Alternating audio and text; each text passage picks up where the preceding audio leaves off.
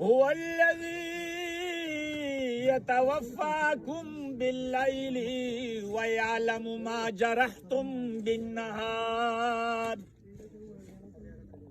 الله غزاد دے چیو دکای تاسو د شپې پویږي پاغه سبانه چې کوي تاسو دروازه ثم يبعثكم فيه بیا به الله ته په قیامت کې ور پیش کېږي. نو قرآن بل آیات تفصیل کوي یوم یاتی لا تکلم نفس الا باذنه. ورځ د قیامت چې راشي نفس په خبرې نشي کولی مګر په حکم د الله.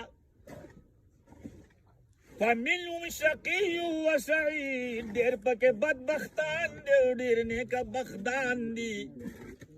بیا د بدبختۍ پنځه علامې وي. نو درېیمه